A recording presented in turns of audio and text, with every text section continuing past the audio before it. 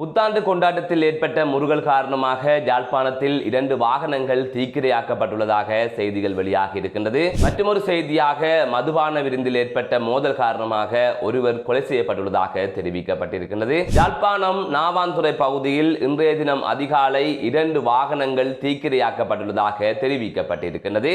2 குழுக்களுக்கு இடையிலே ஏற்பட்ட முரண்பாடு காரணமாகவே இவ்வாறு 2 வாகனங்கள் தீக்கிரையாக்கப்பட்டுள்ளதாக தெரிவிக்கப்பட்டிருக்கின்றது. புத்தாண்டு கொண்டாட்டத்தின் போது ஏற்பட்ட பிரச்சனை காரணமாக தொடர்ந்து இவ்வாறு 2 கும்பலுக்கு இடையிலே வன்முறை வெடித்த நிலையில் இவ்வாறு வாகனங்கள் தீக்கிரையாக்கப்பட்டிருக்கின்றன. இந்த சம்பவம் இன்றைய தினம் அதிகாலை பதிவாகி இருக்கின்றது. இது தொடர்பாக யாழ்ப்பாண போலீஸ் நிலையத்திலே முறைப்பாடு கொடுக்கப்பட்டிருக்கின்றது. போலீசார் இது தொடர்பான மேலதிகமான விசாரணைகளை மேற்கொண்டு வருவதாக அங்கிருந்து கிடைக்கும் தகவல்கள் மூலம் அறியக்கூடிய வகையிலே இருக்கிறது. மற்றொரு செய்தியாக பலாங்கொடை பகுதியில் ஒருவர் குத்தி கொலை செய்யப்பட்டுள்ளதாக தெரிவிக்கப்பட்டிருக்கின்றது. 32 வயதுடைய முச்சக்கர வண்டி சாரதி ஒருவரே இவ்வாறு குத்தி கொலை செய்யப்பட்டுள்ளதாக செய்திகள் வெளியாகி இருக்கின்றது. மதுபான விருந்திலே 2 குழுக்களுக்கு இடையிலே பிரச்சனை ஏற்பட்ட நிலையில் இவ்வாறு ஒருவர் குத்தி கொலை செய்யப்பட்டுள்ளதாக தெரிவிக்கப்பட்டிருக்கின்றது.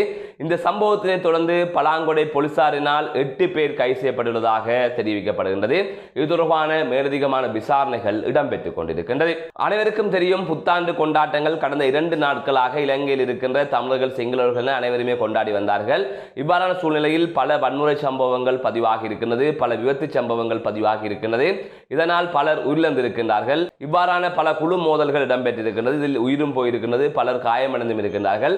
மதுபான விருந்திலே இவ்வாறான சம்பவங்கள் எல்லாம் பதிவாகி இருப்பதாக செய்திகளின் அடிப்படையில் அறியக்கூடிய வகையில் இருக்கின்றது. பண்டிகை காலங்களில் தொடர்ந்து இவ்வாறான சம்பவங்கள் காலகாலமாக இடம்பெற்று வருகின்றது. எனவே இவ்வாறான சம்பவங்கள் தவிர்க்கப்பட வேண்டும் என்பதைத்தான் நாங்கள் தொடர்ந்து வலியுறுத்தி வருகின்றோம். மற்றொரு செய்தியாக குருநாகல் பகுதியில் நபர் ஒருவர் நாட்டு துப்பாக்கி வெடித்ததில் உயிரிழந்துள்ளதாக தெரிவிக்கப்பட்டிருக்கின்றது.